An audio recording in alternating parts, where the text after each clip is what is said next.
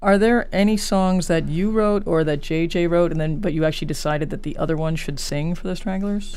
Well, Goodbye Toulouse, I wrote the music and he wrote the lyrics, but I ended up singing it.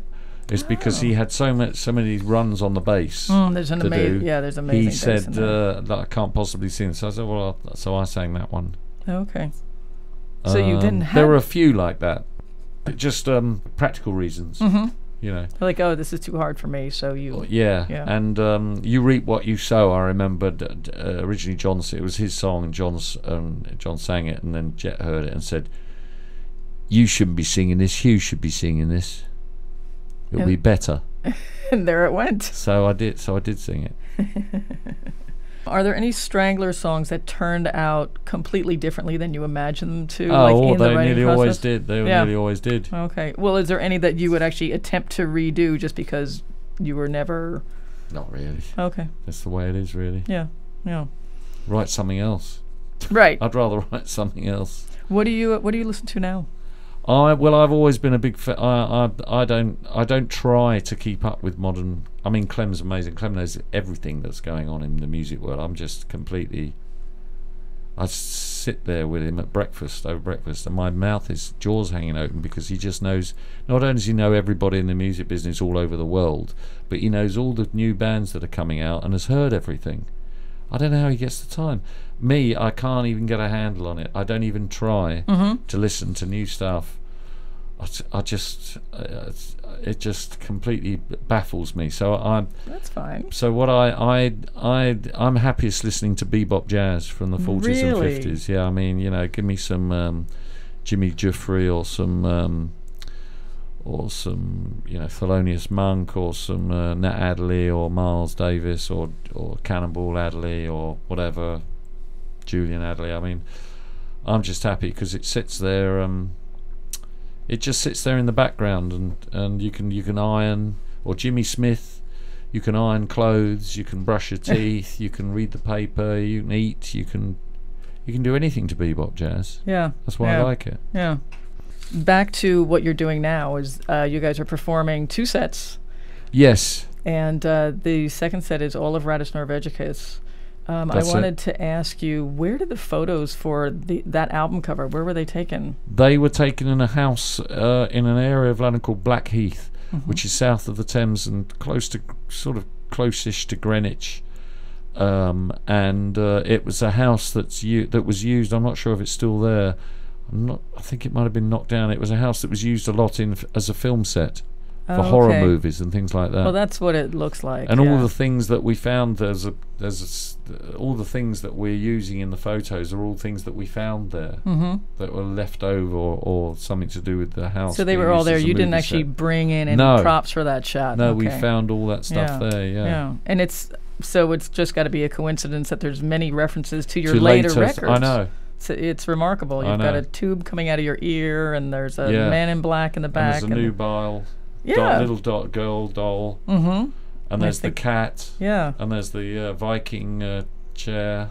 Yeah. Man in black on the stairs. It's spooky. Yeah. It really is. And you're playing at the Mercury Lounge tonight. Yeah. So now you've been out of the Stranglers for 20 years. Yes. And so your career is 35, 30, whatever. I mean, you've been doing many music years. for almost 40 years. What have you really gotten to? Like, what really matters to you?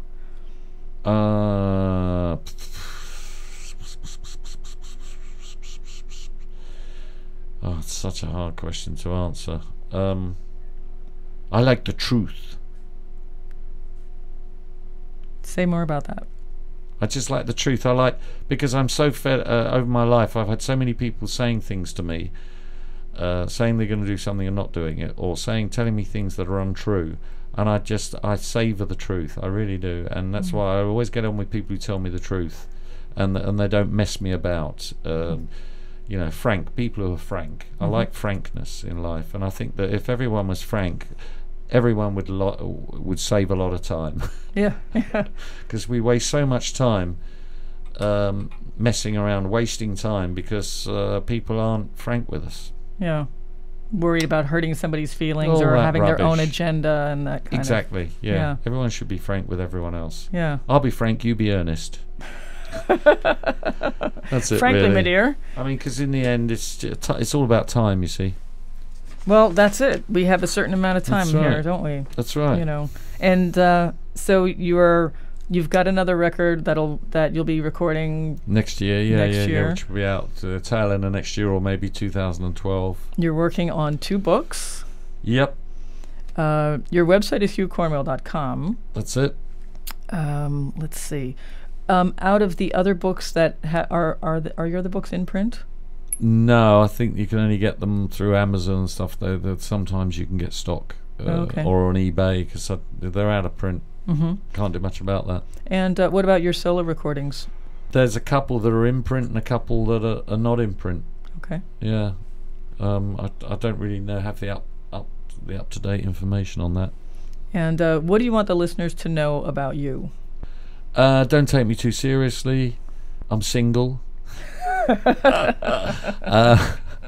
I don't take drugs. I like a drink occasionally. And just be frank with me. All right, then.